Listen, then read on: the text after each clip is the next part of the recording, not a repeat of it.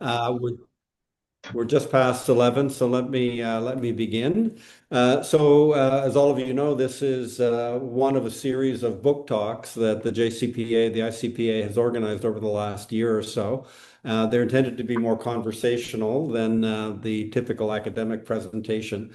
And through the conversation between me, Leslie Powell, I'm affiliated with Carleton University and Hamad bin Khalifa University.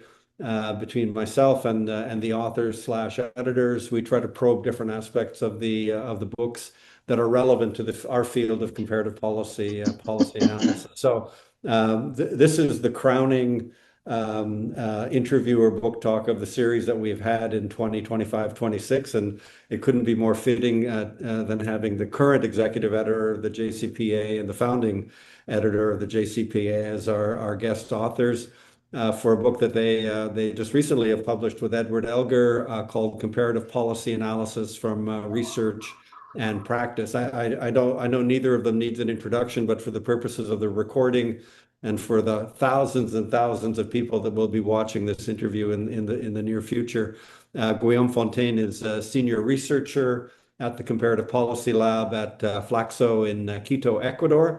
And Iris Geva-May, again, who needs no introduction, but nonetheless is honorary research professor of policy studies at Carleton University in Canada, Ottawa, Canada, and of course the founder of the Journal of Comparative Policy Analysis and its chief editor and the spirit that hovers above all of us in the ICPA and the JCPA, and animating and goading and challenging us on every front, academic as well as personal. So it's a great honor to have the two of them here.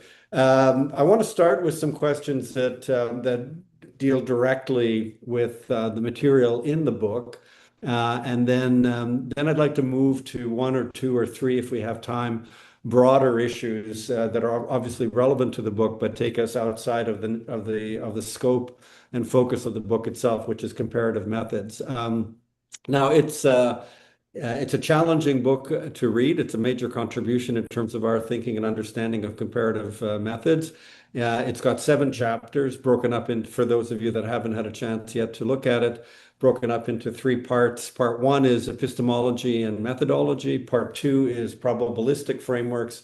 And part 3 is deterministic frameworks. The core of the book's I guess, empirical material for discussion about what's currently being actually used as methods of comparative analysis is a data set, if I can call it that, of 144 articles that were drawn from over 1,000 articles in the Journal of Comparative Policy Analysis from its first publication to somewhere around mid-2024. That would be volume 26, number 3 or 4. For you. So it's a rich book, both in terms of reflections about the history of the comparative method and then its application through the prism or lens of looking at these specific articles, this data set of articles within the JCPA.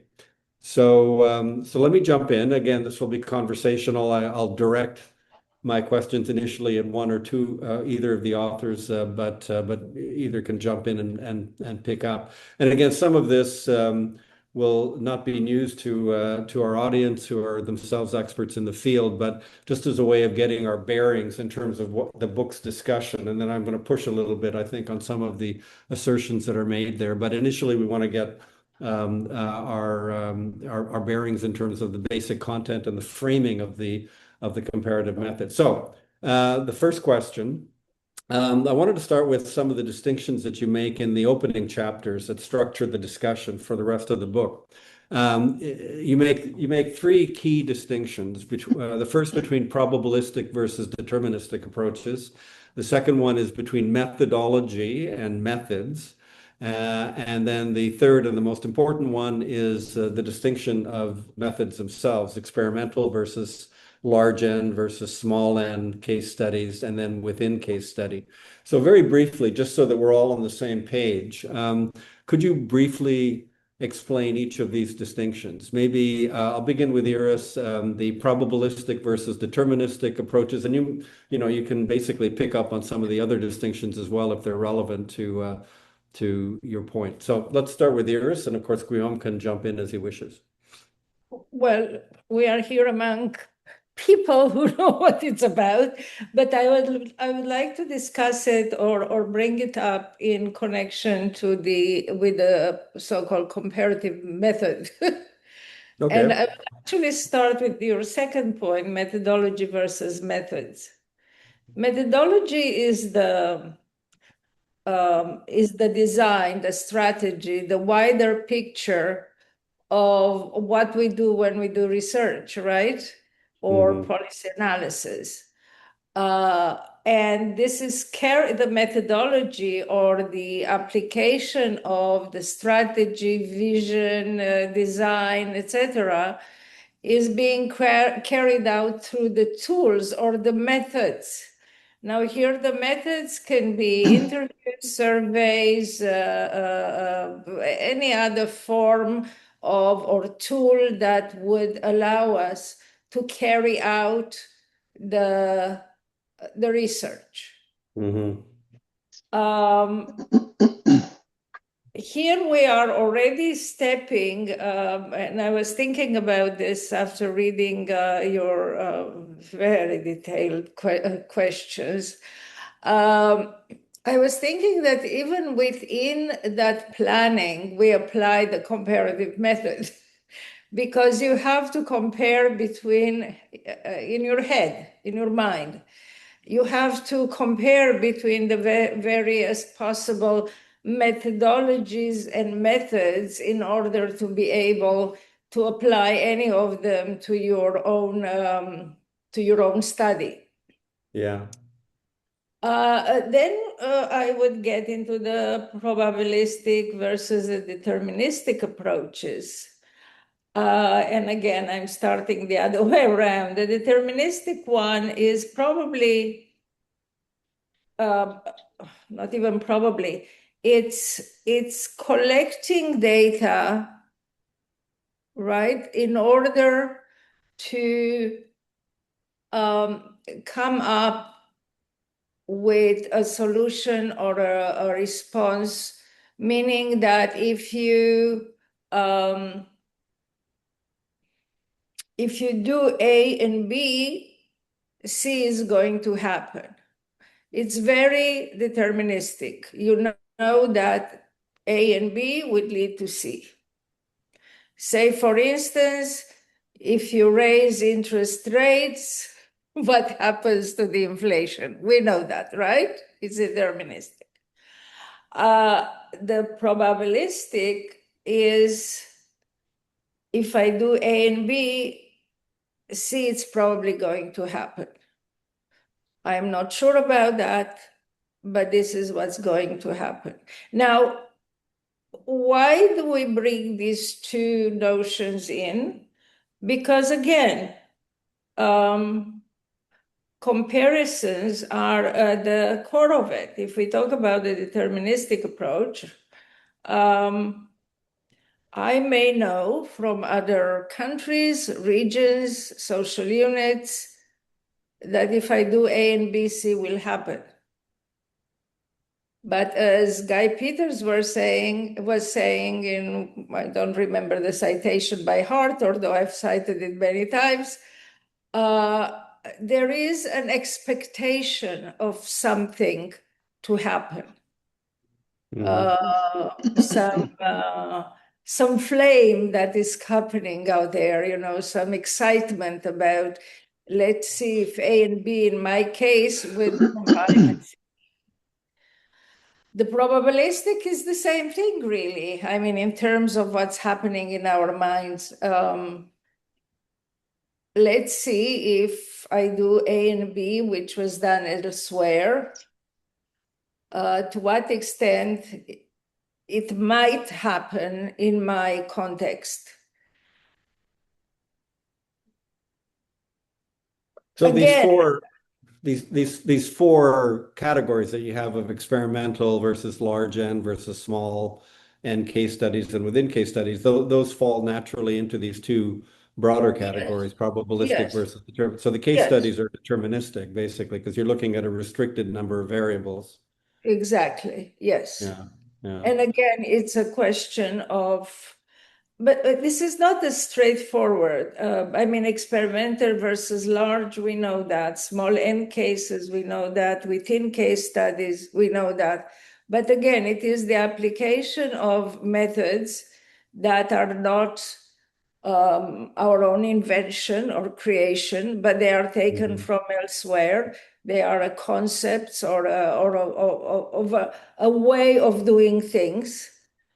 And let's see to what extent they fit in into our methodology and into our general concept of probabilistic or deterministic. But in Okay, let me all turn it over. cases, one more Yeah, thing sure, I of course. like citing without repeating word by word. Swanson, early in the 20th century, was writing that without comparisons there is no research and no public life.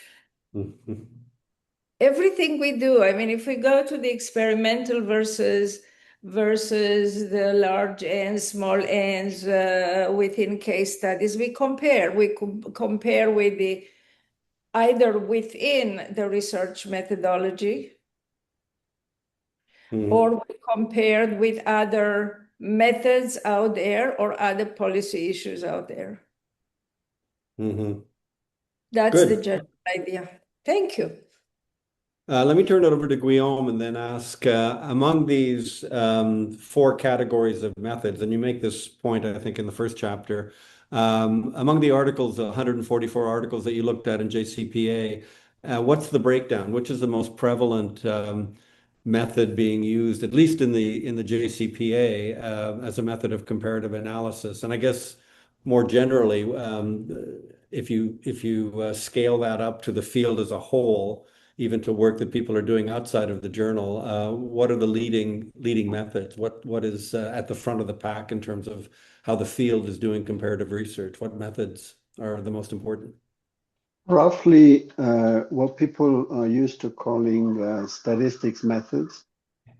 But then you have to divide into two groups because you have descriptive statistics, which is probably, I'm talking about half the sample. So between 144 papers, that's about 70 something who refer to stats as methods. Well, then you have a very significant divide between what is, generally speaking, descriptive statistics, that is political economics, and what we use when we need to measure something and not necessarily looking for a causal relationship. I mean, we can do fine with correlations.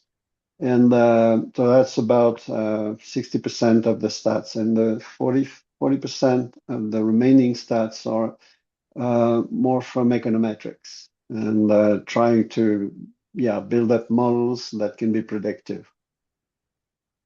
Then you have a very small amount of research, at least published in the JCPA, if we consider it representative of the field. A very small portion of what the so-called experimental methods, but it's also to be divided between at least two great types of experiments. And there's a third one that comes out. The proper randomized control trials, which are probably the most promising research papers that we've been publishing. And then you have a group of papers based on policy experiments, which is a totally different thing, particularly from China. And there's a third group of experiments that comes from survey experiments. That is more recent, but the sample stops at mid-2024. So obviously we would have to look at the volume 27 and the forthcoming volume 28. Because I think survey experiments is a very promising technique for that, because there's so much research on social networks and big data. It's probably the the most trendy and the most. I don't know if it's a fad or if it's gonna crystallize, but it's getting speed.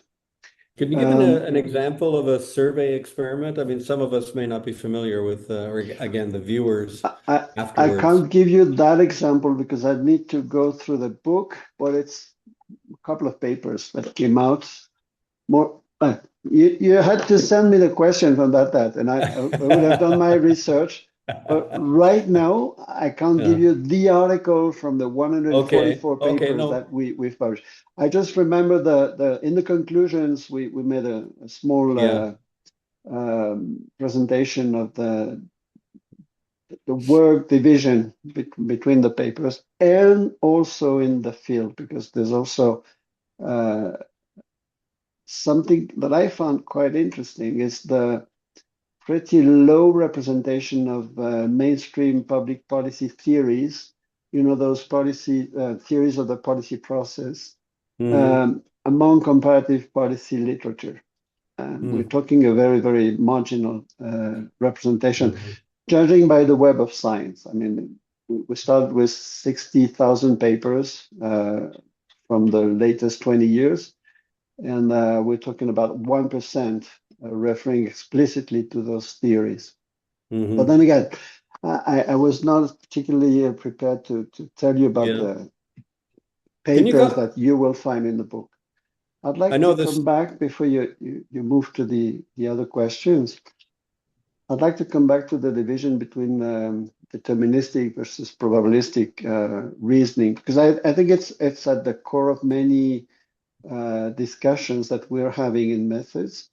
And it's something that comes to the discussion when we are trying to figure out how can we make use of artificial intelligence and what we can expect from the use of massive information based on language or on stats. So maybe if I can just put a couple of examples. The first idea, the basic idea, which we're very well aware of, is since we cannot observe everything in the world about social systems, we naturally lean towards deterministic methods. That is, we estimate based on the past what could happen in the future. We estimate on a sample what could happen over the large population, and so on and so forth. So that's the idea of basically 89% or 90% of the research in policy analysis today. Then there's the other thing that is you can see 1,000, a million, a billion observations. There's no causal relationship. That's the main problem that we have, and that came out with, for example, the trial to Philip Morris when it comes to judicialize health threats from smoking and cancer. And there's a need for other methods. It's the same thing in medicine and in biology. So we had to think another method to establish a causal mechanism between two data that are correlated at a large scale. And that's where deterministic reasoning comes at hand. So we talk about finding the causal mechanisms between X and Y, or A and B, and that's not exactly the same purpose. We're not trying to estimate an average or project the results in the future. We're trying to make sure that in the limited universe of cases, the mechanisms that we can identify or test are strong and can travel across cases. So that's the very essence of process tracing, for example. And then there's a gray zone between those two, and it's come up with very I think it's very timely in our discussion, because there was certainly a need of more formal research in comparative policy, especially comparing small n exercises, which is to me the most interesting contribution of the comparative method to policy decision making or policy making. And that's when we start using configurational analysis. And configurational analysis is essentially a deterministic method, like most set theory methods, because it tries to establish not only causal mechanisms, causal relationships, generally speaking, among a limited number of cases that would stick to any kind of situation. That is, we can predict that, and it's not deterministic, it's not probabilistic, it's not probabilistic, it's deterministic. We can predict that the same cause will produce the same effect. It's not a ceteris paribus law. It's not a scientific law.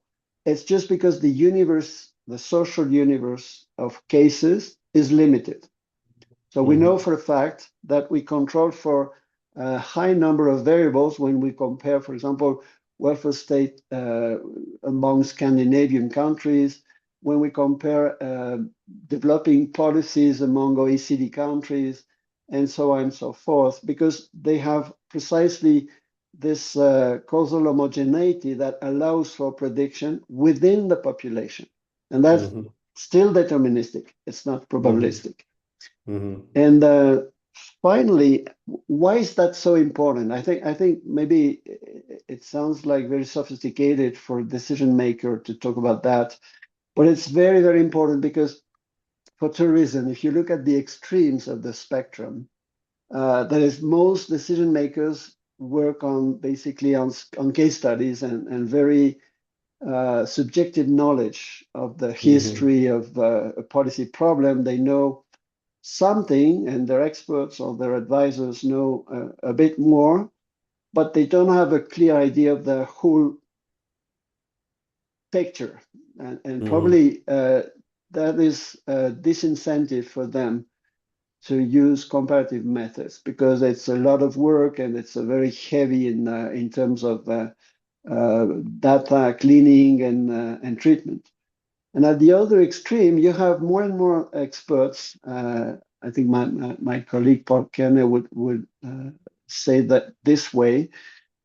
People believing on big data, this fad of evidence-based decision making, without looking too closely at the data itself, and thinking that because you have so many data, there's always something you can take from it. You can always build a theory or make a decision, for that matter, no matter if that was the problem you wanted to solve. That's the garbage can model. It's the typical situation where you have a bunch of experts, generally millennials, because they're very, very keen on that, bringing beautiful applications and large language models today, and that will say, okay, this is what the data says.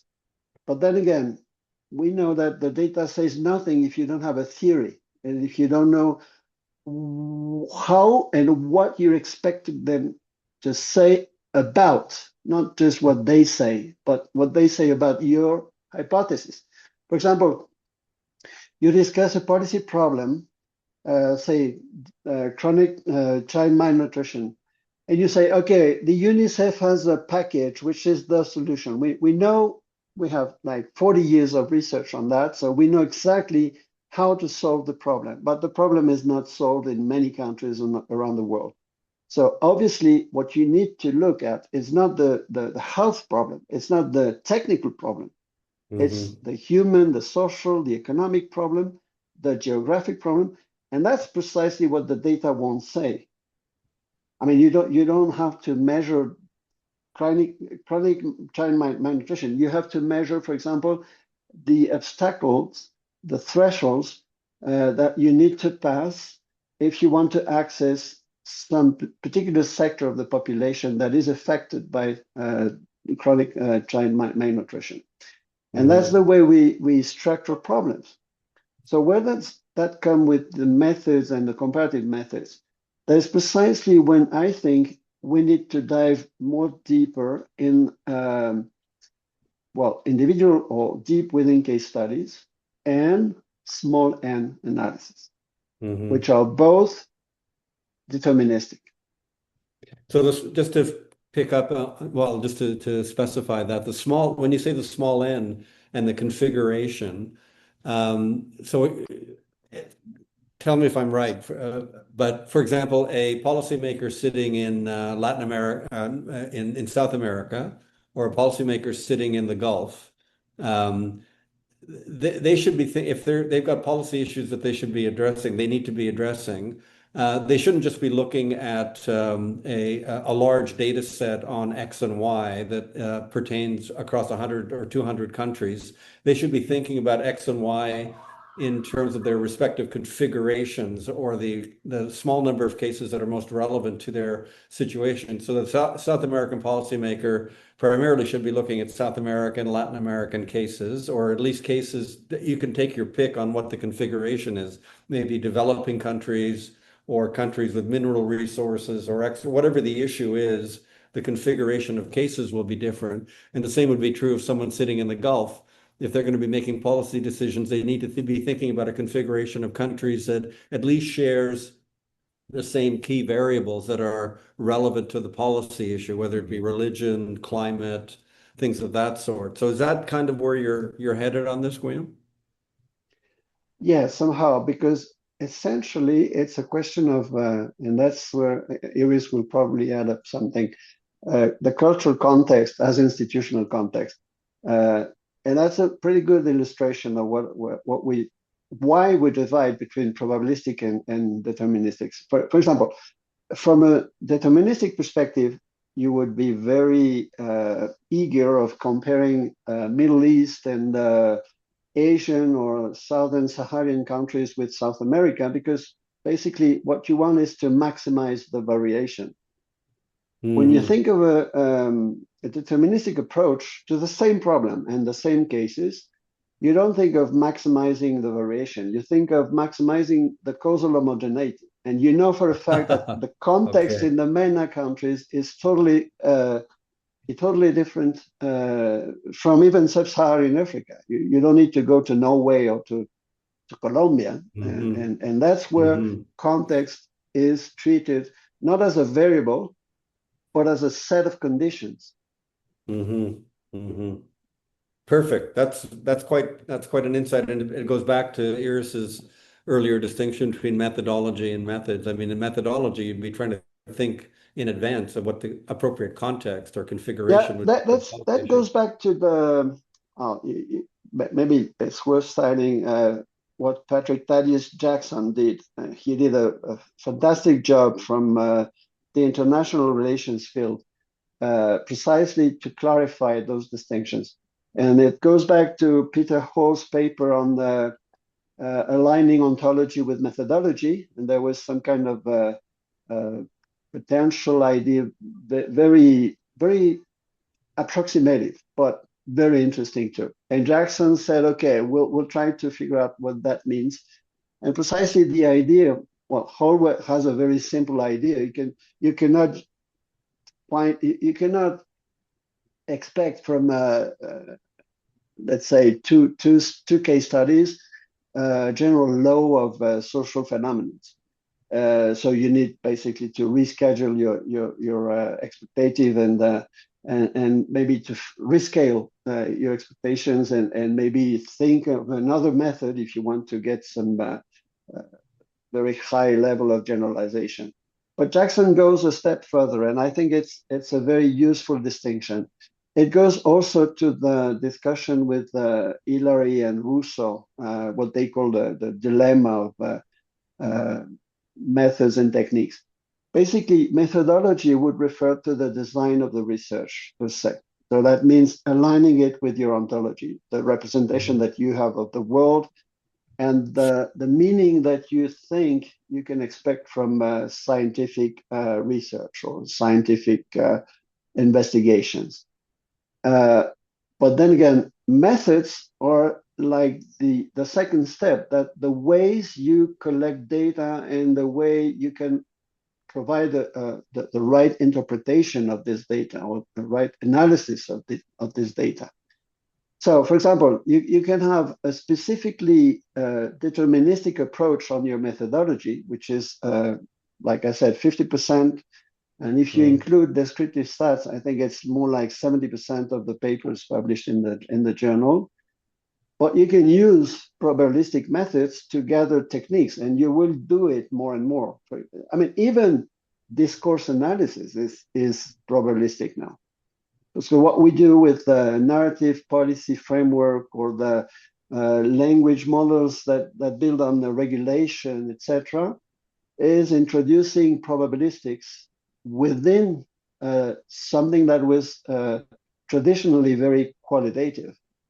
And what's the aim of that? What's the purpose? It's to gain more precision in the interpretation of the data. But it can be within a deterministic methodology. You can compare two cases. If you look at, for example, the work on the St. Peter Hall on the neoliberal turn in the 80s, he just compares two countries.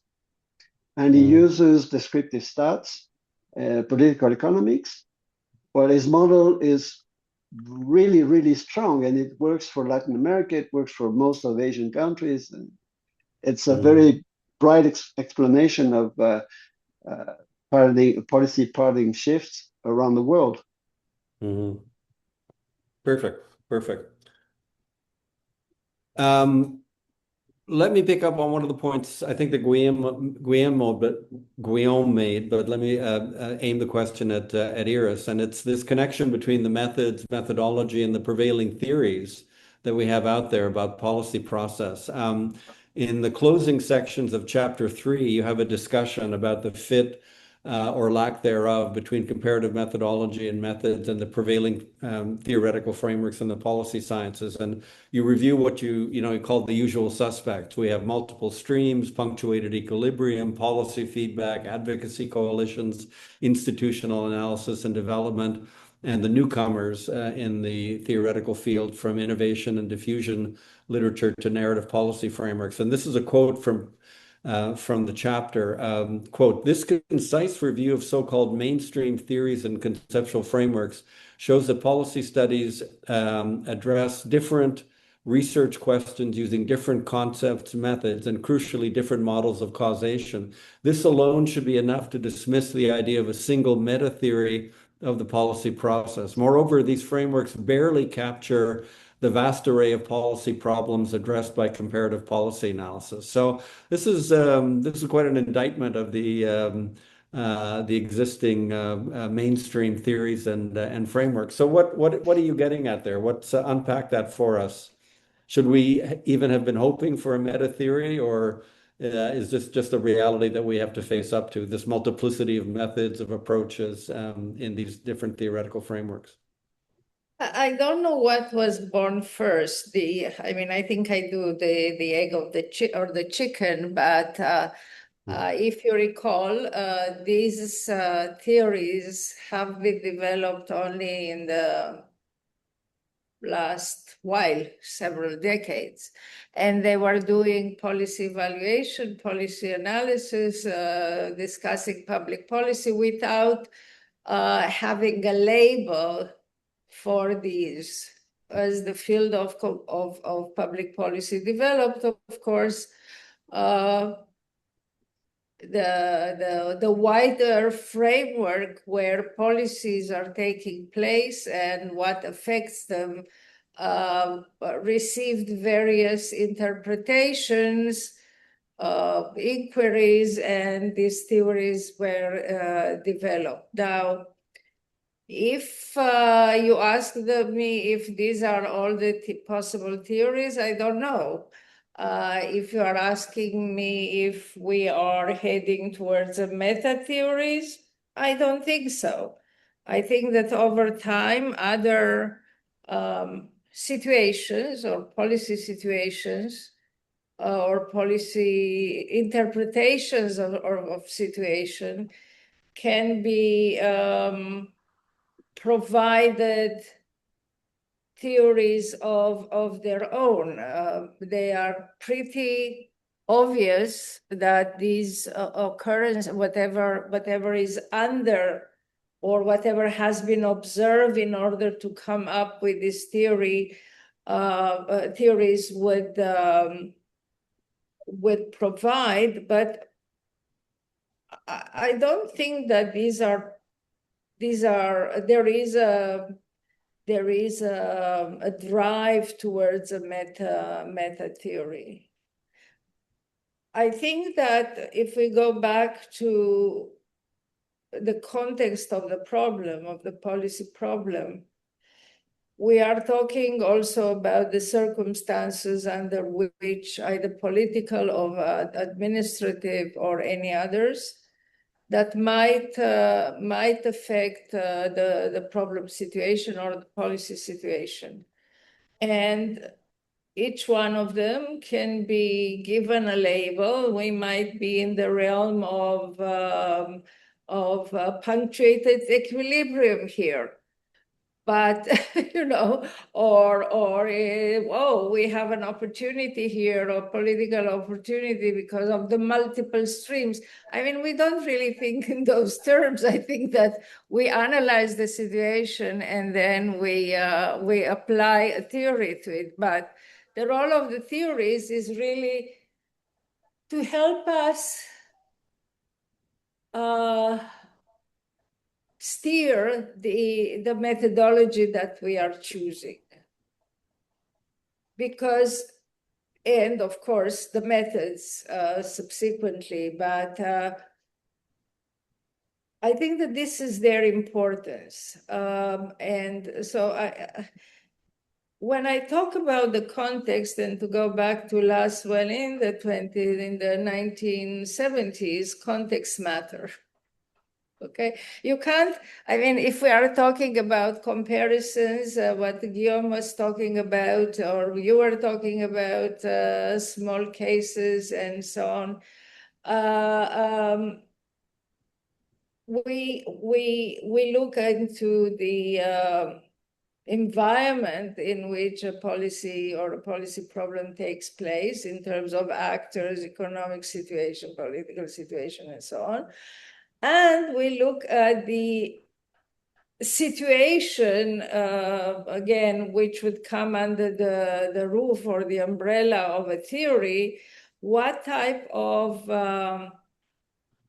situation do we have here? Are we into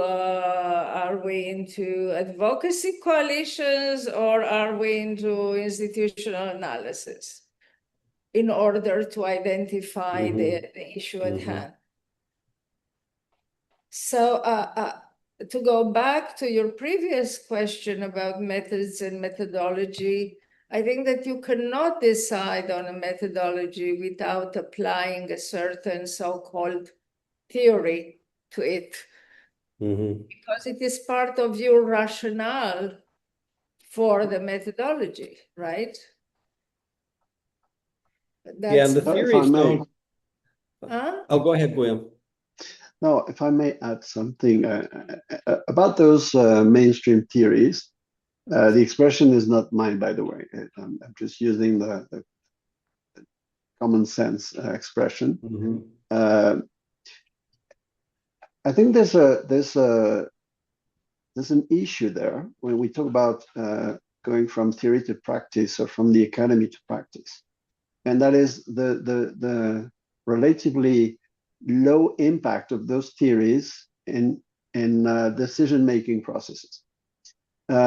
That's the first point. And you can search on the Web of Science for articles talking about those theories, and they're actually there's a paradox because there are actually very few. It's like 1% of the production on the Web of Science over the past 20 years. I'm just referring to 20 years. It's 1% of the production of comparative policy analysis papers, which is something. But the difference maybe is striking when you think in terms of citations. And actually, the impact of those theories is much higher than the production, than the volume of production. first. The second thing, and that's maybe what bothers you, is to finger point some theories in particular. But then again, we had this beautiful editorial project by Sabatier like 25 years ago, when his first theories of the policy process came out. And it starts from it starts from scratch. I mean, it starts from Laszlo. It starts from the policy cycle theory and the heuristic of the stage approach, etc. And we're on I think it's the 5th edition. Obviously, the contents has evolved dramatically. And then we came up with this book on the methods of the policy process. And that's where I think we need to discuss about that. We can't talk about this superficial way of thinking in terms of theories and completing like you have a companion and thinking basically that each theory has its own method. It's totally anti-scientific. I mean, if you want to do science, you need to be able to confront theories with the same methods. Otherwise, nothing is replicable. And that's exactly the impression that I got from the book by, it went up, I think in 2025. So it's a recent book. It's the only book in comparative policy analysis where we speak about methods explicitly. It's the topic of the book. But when you look inside, it's basically the discussion about techniques and methods, the second level or the lower level of the discussion. And the final point is precisely when we try to bridge theory and practice, there's a very little contribution of that kind of book. And the handbooks that we have, or the manuals that we have at hand when we want to teach comparative policy analysis, of how to do comparative policy analysis. That is, where I think when you talk about method, and the colleagues and friends I've been working with on methods, the main concern is replication, is transparency, is how to help your readers to replicate and to do what you're doing so greatly that you're being published on a high impact journal, etc. But those books are totally opaque, and basically they don't allow you to replicate. So they're selling something that they do not deliver. And I think that's part of the problem that we have today. And that's why very good theories have a pretty low impact in terms of decision making or in terms of practice. And finally, I think that's precisely where the Journal of Comparative Policy Analysis comes in. Because it tries to make this the bridge between a very long tradition of administrative studies, where precisely decision making is at the center, is at the core of the research, and more political science traditions and sociological or even economic traditions, where it's about fundamental research. I mean, it's very, very abstract. Discussions on about the ACF and the MSF and whatever framework you can think of. Recently, you have the policy feedback, etc. You've been working on diffusion, for example, which always come like the theory, which it is not. It's probably a way of approaching a viewpoint. It's more like a macro theory.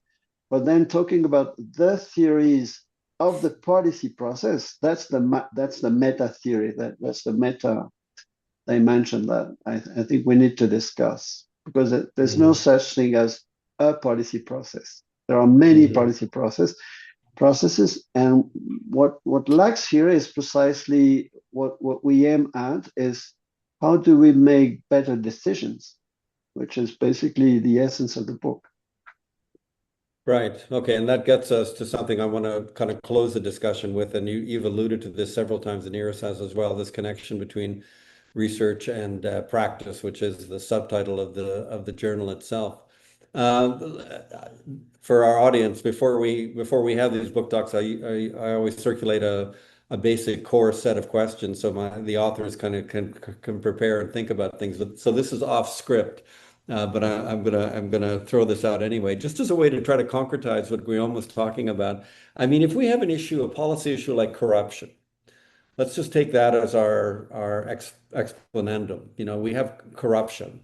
You can come at that in so many different ways, but you know, what is there an ideal type way of doing a comparative analysis that would be you know, prominent and welcome in the JCPA, a comparative analysis of corruption? And then you think about how the different ways in which corruption as a policy issue could be approached by process theories or explanatory theories or what. So if we took that as our issue, you know,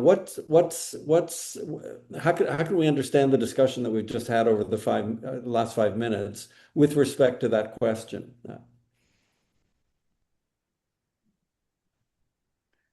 So do you want me to answer? Yeah, if you want, or yours. Yeah. Yeah, it's funny because I precisely Saturday morning I finished a model I've been working on for 6 months. Perfect. After we had this chat on the book in Beijing, which is, it's tricky because it's how to combine multi-methods with the policy design framework. Okay. So everyone knows there are many theories of the policy design. It's not about one theory or my theory or whatever, but it's about the way we can make operational, in particularly the relationship between decision making with institutional change and instrumental approaches of design, functionalist approach of design, the Harlett School. Okay. And I found that precisely the solution to the Rubik's Cube is actually a methodological point.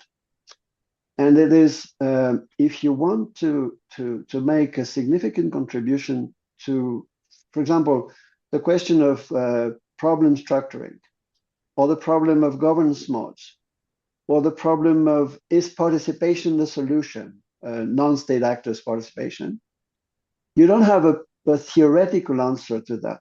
There are many, many answers. The answer is actually methodological. So how does it play out? First, you need to think in terms of a model that is maybe what some would call the policy process design, the policy design or the institutional design, but that's the model. And there's a timeline because time never comes back. And then you have to think about feedbacks during the timeline, which are precisely what some call the calibration. Positive or negative feedbacks would lead to calibration of instruments. And in the long run, you have institutional change and critical juncture to change some institutions that do not fit in your design. So that's the theoretical problem. That's the Rubik's Cube. The way I see it is if you want to find a solution to that, you need to combine 3 methods. You need to combine first small n methods like QCA, so that you can identify necessary and sufficient conditions to the outcome you're willing to explain. That's the first point. And from that, you get a typology. If you compare, for example, I would not refer to Latin America. I don't think it's a good example. I think MENA is a better example, but maybe the OECD is an even better example because it's very, it's static. You know, there are 38 countries and you can't lose your mind in these 38 cases. So then you have those 38 cases dispatched on a map according to the explanation, the most robust and the most sensible explanation that you have for your policy outcome. Who did good in controlling corruption, for example.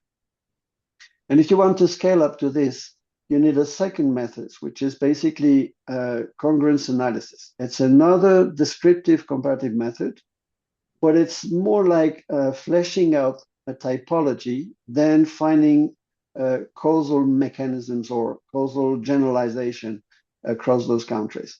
That is more to explain the differences between typical cases and deviant cases, so that you can find some conditions that were not taken into account, immediate variables in a probabilistic model. And then once you have this, you need to go through a smaller number of cases. So that's where you use techniques more like case studies or within case studies like process tracing, so that you can rely on a more specific information. I'll give you just one example about corruption. We know it's very hard to measure the phenomenon. So we don't know, not even at the OECD scale, how to measure directly either corruption or the control of corruption. What we have is a bunch of methods that are using proxies like perceptions or risk, etc.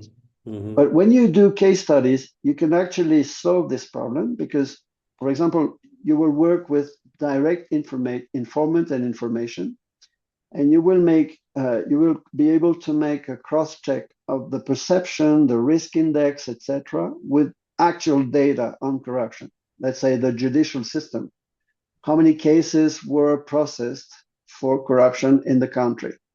You can also review contracts. That is, not just the risk that certain practices of public contracting, for example, are a significant red flag for corruption, but you can see how many contracts were actually signed over a period within a specific sector or on the whole country, and that tells you a lot about corruption, real corruption, not perception, not risk, corruption.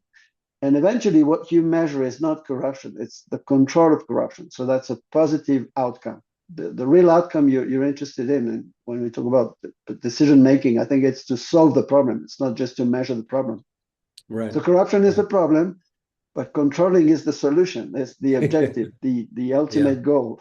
So that's what we want to evaluate, and that's where policy evaluation comes afterwards. So I don't know if I answered the question. Yeah. No, that helps. I think we want to have clarity about going back to this notion of methodological design. I mean, where theory fits, where predictive theory fits, where frameworks fit, where specific methods, and the specific methods can be multiple, right? Even in trying to answer the same question or one question, you can be using 3, 4, 5 different methods, the more conventional ones you mentioned here, but also ones that you dream up yourself as a way of trying to get at the empirical phenomenon. And so that I think is helpful. We're getting close to the end of our hour. Let me ask 2 more questions, and then we'll open it up. Michael's been commenting as we go along, and I've been trying to I've seen his comments this as well. Yeah, so that's great. Iris, can you read them? I'm trying to here we go, chat. Your mic is off. I mean, they're comments, not questions, so there's nothing to answer. No, but these were important points. So can you somehow go over what you were commenting on? You want to jump in? Yeah, we can have you jump in now. I'm still trying to. Hey? There we go. Okay. So jump in? Yeah, Michael. Yeah. Do you want to just jump in quickly? I mean, at the invitation of Guillaume to make a few points based on your comments here, your quite extensive comments. Sure. I mean, I think that some of the research, I think it's helpful to be kind of put some tags on these clumps of research so we have the right expectations about them. And there's a long-standing distinction between questions of knowledge and questions of action. This is attributed to Cicero. And within our discipline, we have research that is centered on questions of action, and we have research that's centered on questions of knowledge. It is true that discussions and research on questions of action need to refer to discussions of questions of knowledge, but that doesn't make them one and the same thing. Now, in that context, if you are trying to get your head around what the various theories of the policy process are and what's the kind of nature of them, I would say they're broadly posing and answering questions of knowledge, not really questions of action. So they're asking how policy change occurs and how policy stability occurs and questions of that nature. And I just said is therefore saying that we don't observe a lot of practitioners and policy discussions referring back to them shouldn't be a surprise. It's just you would be surprised if if there was a lot of literature sort of translating those models and analytic generalizations into something you're supposed to use, and then people didn't use those things. But that hasn't come up for too much discussion because there isn't a lot of examples of those kinds of translational pieces. So when you come to frameworks for how to do policy making, frameworks for how to do policy design, et cetera, by and large, those are posing and answering questions of action, how to do things that are instrumental, and you have a whole bunch of different expectations. And the very idea of theory means something completely different in that context. So, because theory then is the argument you're making about how, not in any particular situation, but in a kind of situation, you could go about doing something that's instrumentally useful.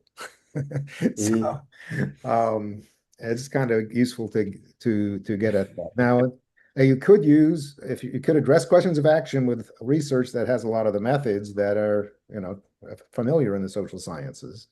And that becomes interesting. And then you could add, here's the point, the last point, which was if you were doing this kind of configurational analysis that included considerations of political context, for example, institutional structure, and you found relationships between that policy choices and policy outcomes, then you could ask, how is anybody going to use that? I mean, what would they really use it for? The impression I'm getting from reading that literature is you would use it for policy analysis in the sense of taking a well-formed policy and asking, is it feasible to work here? And that's a really good question, particularly if your general disposition is most policy decisions are bad. I'm referring to the book called Bad Policy. Okay, if you think most policy decisions are going to be bad, it's really good to have something to go on to be able to say, based on this analysis, this will be a bad policy. Maybe not small n, but medium n studies that are configurational really could be used for that purpose. Whereas if you're trying to design a policy that is not the same as somebody else's, that has to fit the circumstances, then you might want to know, you might want to do it in a different way. And your small n studies just talking about it with lots of information about certain things in individual cases becomes relevant. What we've done here is switch the proposition about what policymaking looks like in the first place. And then that feeds back on what kinds of results, what kinds of research would be particularly illuminating, in that sense, valuable. Great, thank you. Thank you. Just picking up on that as an observation, I mean, there are instances where we have colleagues working in the academic field that have done work that is commissioned or funded by government entities and then publish some of the results of that work in academic journals. So it's kind of, the arrow is pointing in the opposite direction, and concrete examples are Marlene Brand's, I think some years ago with various colleagues in Europe, was working on bureaucratic reform, and that was funded through the EU. Obviously of great interest, public sector reform projects, and when does reform work? How do you do reform? Very practical questions, but done by academics and informed by some academic theory. And then, if I'm not mistaken, I think some of the results of that got published in a variety of different, I know that it was published in a variety of different academic journals, and I think in JCPA as well. And another one just on corruption, Alina, I think the pronunciation Mingui Pipidi, did, again, I think one of the largest social science research projects on corruption in the European Union context again. So you've got academics doing, practically oriented comparative research that ends up feeding into some of the, but it has to be dressed up in academic terminology in order to be published in academic journals. But the inspiration is initially quite practical. Maybe on that point, I can give the final word to Iris on reflecting about the research and practice. It is a subtitle of the journal, and we've touched on this several times. Guillaume brought it up as in several of his comments. Michael just referred to it, the knowledge versus practice or action component to it. So how does and how can the journal contribute both to research and to practice? And what are the ways in which comparative research and comparative methodology, the topic and focus of your book, can be utilized or useful for practical decision making? Well, the book is also titled, has a subtitle, From Research to Practice. Yes. We would not be doing any research and we would not get a professorship if there wasn't out there a world of practice, because public policies are not really made in the ivory tower, but they are out there, and we are either the ones who are using the empirical work done by others out there in the real world in order to think about the various possibilities or and provide what Mike was suggesting, the knowledge, the backup knowledge that would allow, in principle, in an idealized world, to provide support to what is happening out there in the world, or to explain what is happening out there in the world, or if you do policy analysis, to provide solutions to prevalent or non-prevalent policy problems out there in the world. The fact is that there is little connection between the world out there and the academia. We are, as scholars, we are indulging in using what is happening out there in the real world in order to do our work.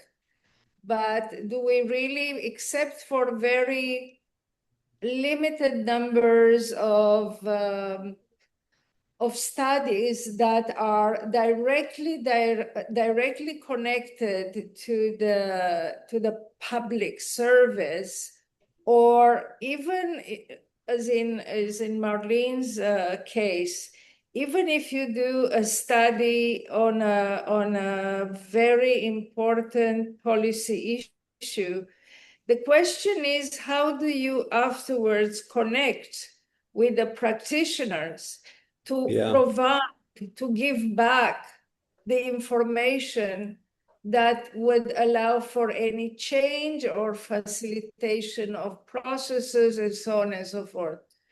So, you know, I mean, you know, because you'll be going to Barcelona in December, we are trying to make now connections of the ICPA Society and the journal to the world of practice. Whether we'll succeed or not, I don't know.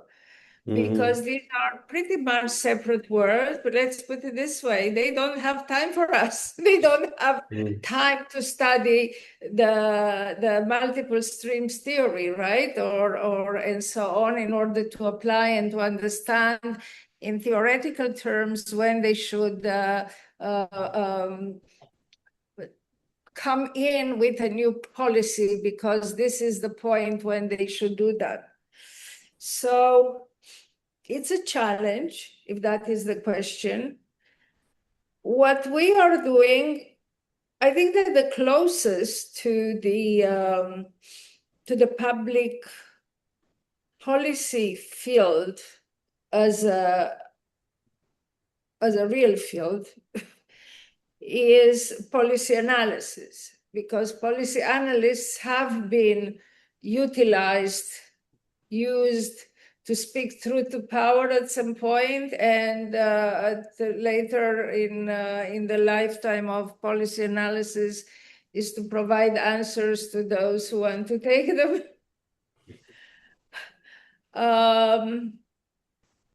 I'm a bit cynical about it because I don't, especially nowadays when policy analysis has, the pendulum have swung and it's closer to research. I don't think that there is much that the academia is actually giving to the real world of policy. Maybe evaluations through surveys, interviews, and so on. I mean, again, as long ago as 1970, Laswell was differentiating between about policy and in policy or of policy. The about policy being, you do policy studies, you sit in your office and you analyze policies, and you come up with theories about advocacy coalitions and so on and so forth. Or you actually are involved in the policy process by doing policy analysis and providing answers to the field in principle. That's my take. Have I answered your question? Yeah, I'm somewhat surprised that you're cynical. Well, cynical, despondent, pessimistic, maybe, because I mean the paradox, of course, is that many of the policy analysts that are actually working in government departments and agencies, many of the policy analysts that are working for think tanks, many of the people who do policy that are working for civil society organizations or for NGOs have come out of policy programs and have been exposed to an MPA or an MPP or even a bachelor's program with some. So the paradox is that a lot of the actual existing policy analysis and work that takes place in the real world outside of academia has been seeded by and structured by and informed by academics who are doing their, scribbling away and doing their research in their basement offices by themselves, but they go into the classroom from time to time and inform people about these frameworks and these theories. And and in my own practical experience, I'm always pleasantly surprised at the appetite that people in practice have for, they don't care about the theory very much, unfortunately. Because sometimes, there's nothing more practical than a very good theory.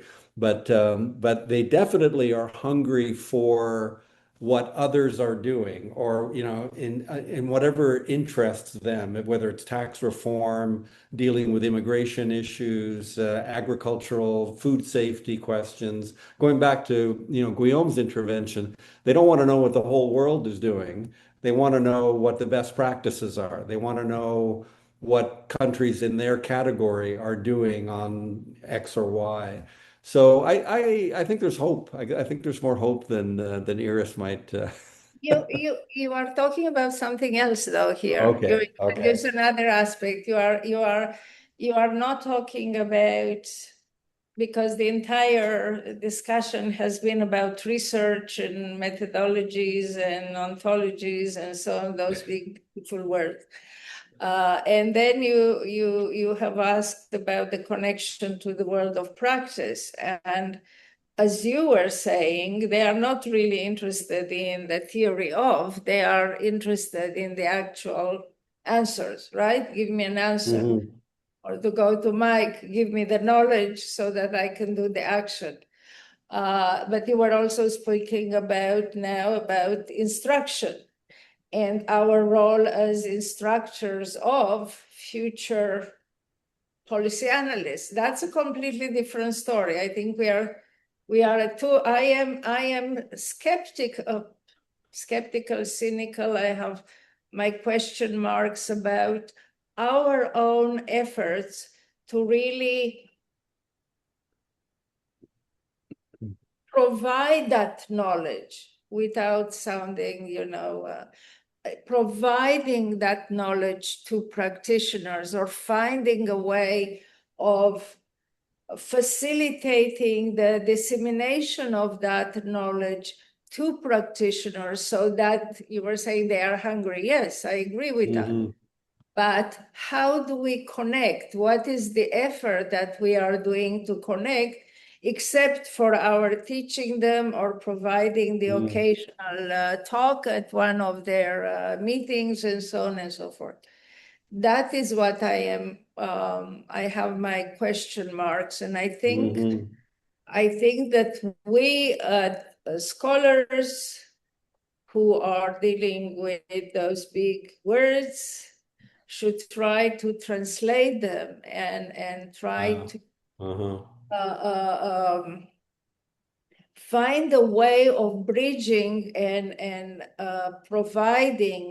flooding that information, and not keep it only to our classes. And that's, as I said, we are trying to do a little experiment that you and Darren will be leading in Barcelona, with a center which deals with exactly that, with trying to connect practitioner to academia. And you're all invited. Darren will provide and they are very keen to have scholars come over and talk with the practitioners. We've been trying to do that for a long time. It worked a couple of times. We need somebody to really lead this project as a forceful power behind the scenes, because otherwise it cannot happen. Many years ago, Sean, whom you all know, have organized a couple of meetings with public servants in Ottawa, and they were extremely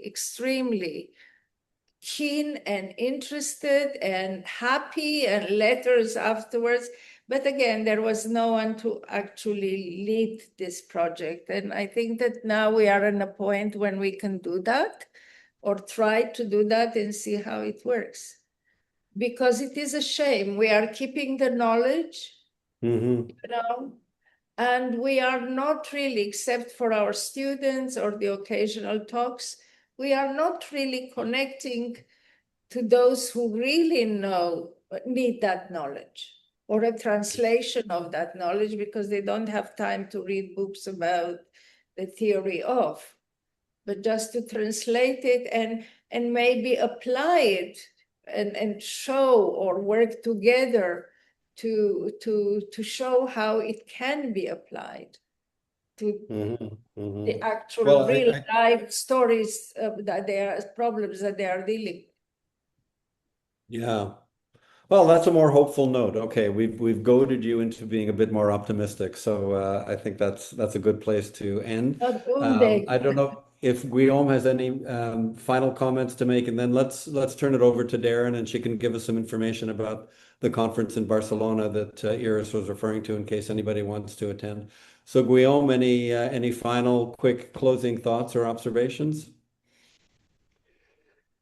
I concur with Iris, and there's some reason to be optimistic and some to be pessimistic. I think it's basically the question that most of my colleagues are asking them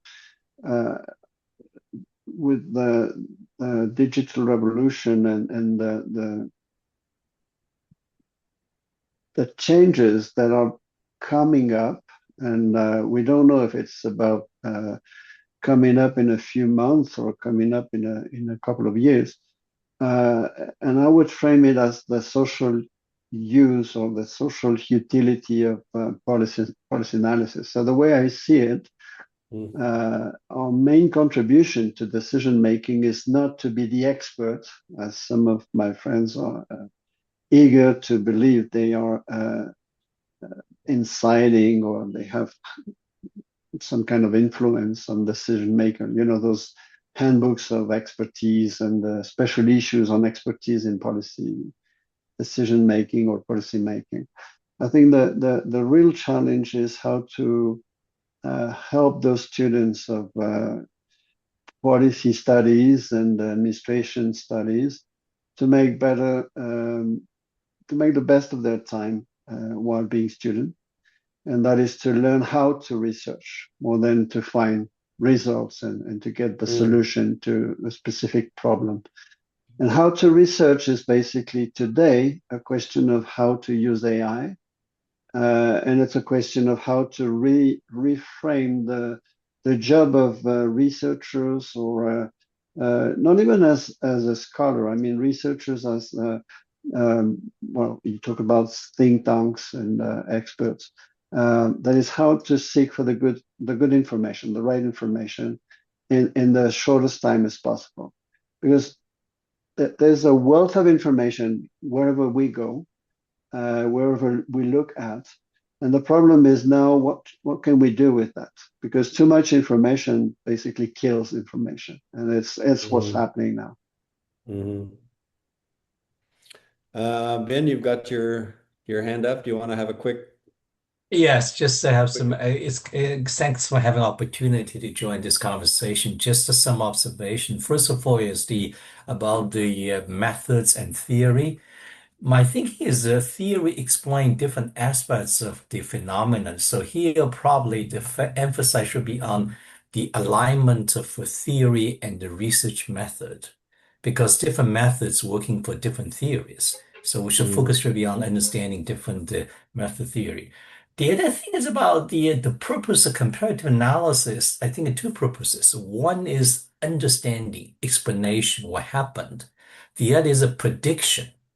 So some methods are more likely to help you to explain things or theory the same way. The other thing probably help you to predict the things. So the purpose may be different. So use methods and the theory may be a little bit different. So the Guillaume, probably, I myself did a lot of research on configurational thinking. So configurational thinking, like a QCA, something more like explanation. Explain what happened, what are the configuration, the condition working to produce. But configuration sometimes are very weak in prediction because every case may be different. So that's why the configuration theories, first I would say, is about explanation.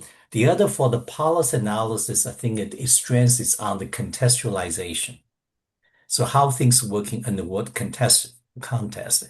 And also like in the policy theory, we have a policy mix. And different instruments working together, configuration can also help understand how different policy instruments working together under what circumstance will be working or not working. So that's some of my two cents. So very glad to join this conversation. Great, thank you, Ben. We can always use 2 cents. The journal's funding has now been substantially improved. So let me extend my thanks again to Iris and to Guillaume. Fantastic book. Just as a reminder, the title of the book is Comparative Policy Analysis from Research to Practice, Edward Elgar, 2026, hot off the press, or the digital press. I recommend it to all of you. It's a great guide.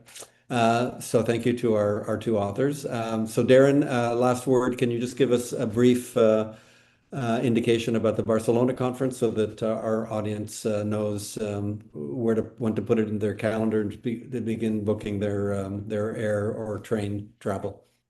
Sure. We are partnering with Barcelona Center for International Affairs.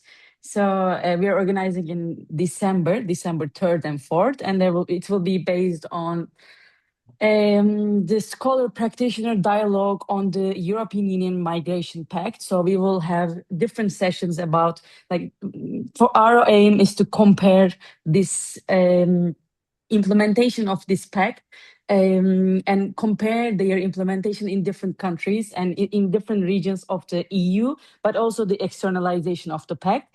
So we are aiming to bring both practitioners, high-level policymakers, and also scholars together. And I hope you can all join us there. Thank you. Great. Thank you, Darren. I think everybody's got Darren's email. Please let us know. Yeah. Sorry. And please let us know if you intend to come so that we can match you with a group that is interested in the dialogue, or you are interested in the dialogue with. So my first question is a non-EU topic is okay or Yeah. Yes, like if it's about the migration and maybe the externalization of the pact in different countries, then we would still be okay. interested in that because we will have also sessions on that. Okay, could you send us the detailed information from email about the conferences so I Sure, can sure, take a sure, look at it? sure. Thank you. Yes, I think Thank you've you. got everybody's email that's been attending, right, Darren? So you can send something out to everybody. That would be Yep, great. yep. Of course. Excellent. Well, this has been one of the most interesting and certainly the longest of the book talks. So thank you to our authors again, and thank you to the audience, and Thank have a you wonderful all. day. Yeah, and Thank you. go forth and think comparatively and methodologically. Okay, thanks very much. Okay, Thank you. bye-bye. Thank you all.